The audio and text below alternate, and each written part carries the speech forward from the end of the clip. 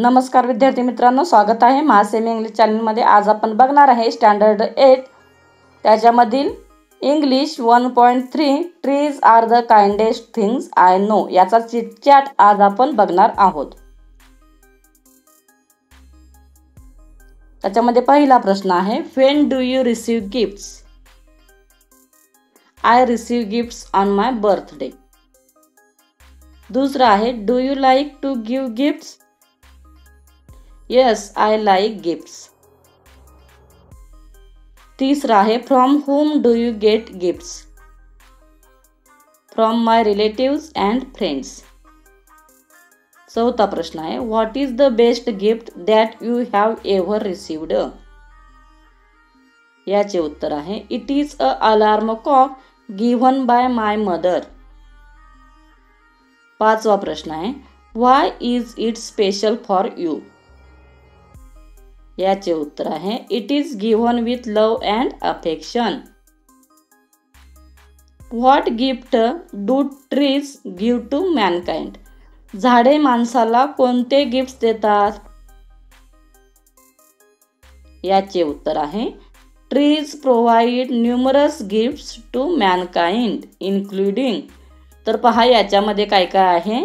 पहिला आहे, oxygen. Trees produce oxygen through photosynthesis essential for human life. दूसरा है food. Fruits, nuts and other edible products come from trees. तीसरा है shelter. Trees provide wood for building homes, furnitures and other essential items. Fourth one, medicine. Trees are source of medicinal products such as herbs, bark and leaves. पाचवा आहे, climate regulations.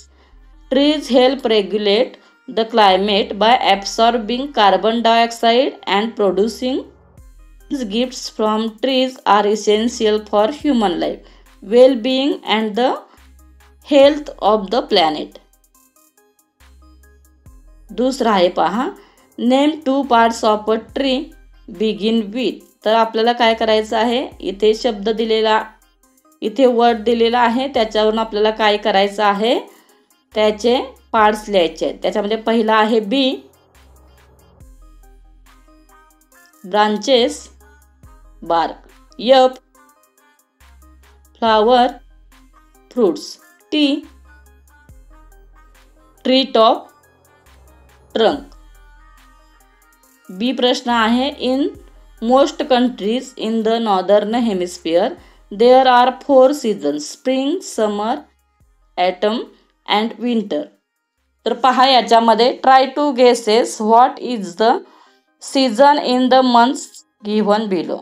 खाली काही महिने दिलेले आहेत, तर त्याच्यामध्ये सीझन्स कोणते असणार आहेत ते आपल्याला सांगायचं आहे। पहिला आहे मार्च, एप्रिल, मे। स्प्रिंग। दूसरा है जून, जुलाई, अगस्त। समर। तीसरा है सितंबर, अक्टूबर, नवंबर। ऑटम। चौथा है दिसंबर, जानेवारी, फरवरी। विंटर। तीसरा प्रश्न है, an artist paints picture using colour. A poet और writer can also paint pictures in your mind or imagination by using descriptive phrases. For example, blue sky, soft white cloud, floating cloud, etc. Write down 4 such phrases which describe anything beautiful in nature. तर आपल्याला काय लिहायचं आहे, 4 phrases लिहायच्या आहेत। याचे उत्तर आहे पहा,